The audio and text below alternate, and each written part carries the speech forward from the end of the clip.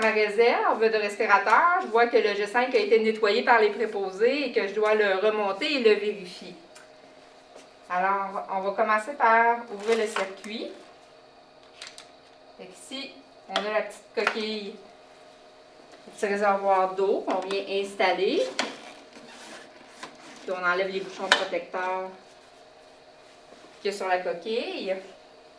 Ensuite, on manipule le circuit délicatement. On fait attention de ne pas se contaminer. L'asepsie, c'est super important.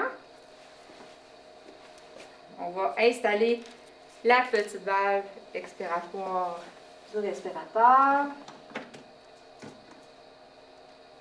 C'est ici. On a le circuit neuf qu'on vient de déballer. Et comme je disais, c'est super important que ça ne touche pas le sol. Et je vais mettre mon petit filtre expiratoire neuf aussi sur le circuit expiratoire du patient.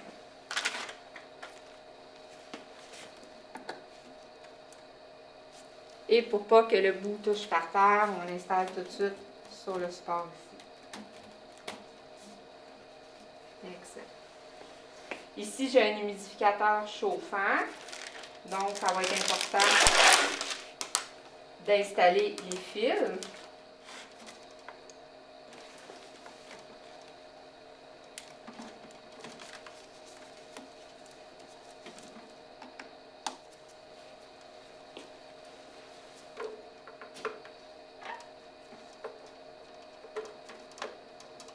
On installe la sonde de température.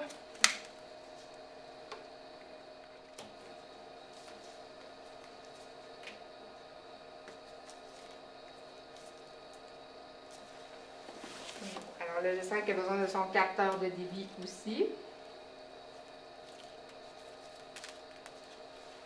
Donc, je vais le brancher au respirateur ainsi qu'au circuit patient.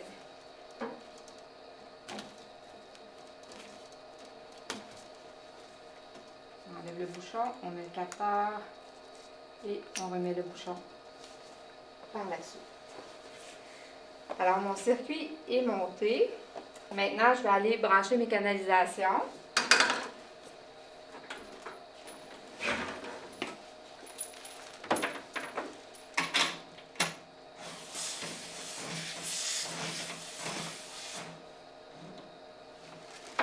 Et je m'assure que la source électrique du respirateur est bien branchée. Donc, j'ouvre le respirateur, toujours en m'assurant qu'il n'y ait pas de bouchon ou de poumon test au bout. Il fait ses petits tests internes. On l'ouvre. Parfait. Alors, on va s'en aller en contrôle pré-op. On va tester le capteur de débit pour commencer. Et on suit les instructions sur l'écran du respirateur. Il nous demande d'inverser le capteur. On met le petit adapteur et on inverse.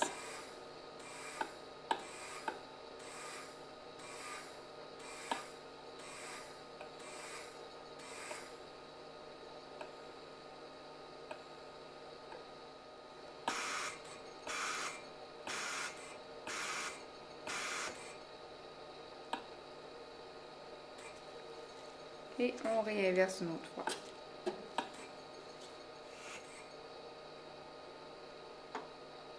Et voilà, le test est terminé. On a le petit crochet vert pour nous indiquer qu'il est complété avec succès. On peut enlever le petit adaptateur. Maintenant, on va faire le test d'étanchéité. Bon, toujours la même chose, on suit les instructions que le respirateur nous donne. On demande de boucher le circuit du patient. Et il nous dit que le circuit est étanche. Il va nous rester à faire le test du capteur d'O2. Ce test-là peut prendre 1 à 2 minutes.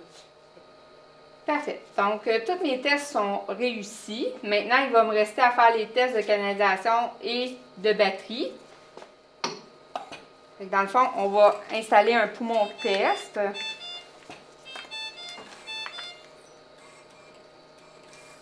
Au bout du respirateur, permettre la ventilation. On va mettre des paramètres là, qui sont déjà prédéterminés par le département pour être capable de ventiler un patient. 50%. Alors, pendant que la ventilation se fait, je peux vérifier si j'ai un alarme d'oxygène qui sonne. Quand je débranche, alors je peux voir ici, j'ai une alarme visuelle et une alarme de défaut d'alimentation d'oxygène. Je rebranche l'oxygène. Même chose avec l'air.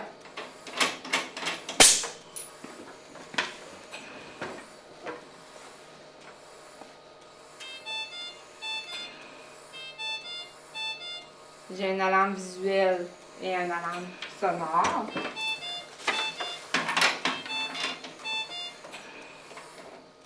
Je rebranche l'air. Tout se règle. Et maintenant, je vais vérifier la batterie. Je débranche la source électrique. J'ai une alarme visuelle et une alarme qui m'indique que le respirateur fonctionne sur la batterie actuellement. Donc, la batterie, elle est fonctionnelle. Je peux rebrancher. Et l'alarme disparaît. Donc, maintenant, toutes mes vérifications sont faites. Je peux signer le registre du département concernant la vérification des respirateurs.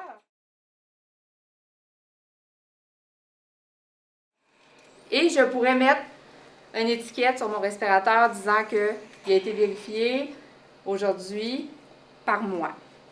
Ce qui indique au prochain inhalo qui va l'utiliser que le respirateur est fonctionnel et peut être installé chez un patient. Donc, on a terminé. Je vais activer la veille. On va enlever notre poumon test. Je remets le petit bouchon pour préserver l'asepsie du circuit et je pourrais fermer mon respirateur. Je débranche. Je m'assure de bien enrouler les fils de fil électrique ainsi que les fils de canalisation pour que ce soit facilement démêlable et installable au prochain patient.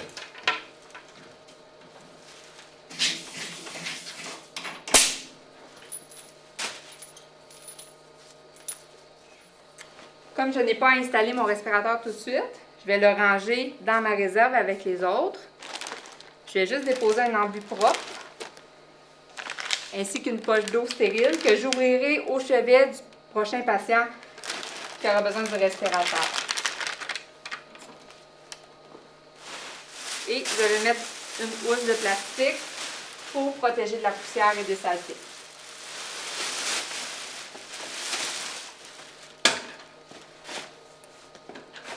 Et voilà.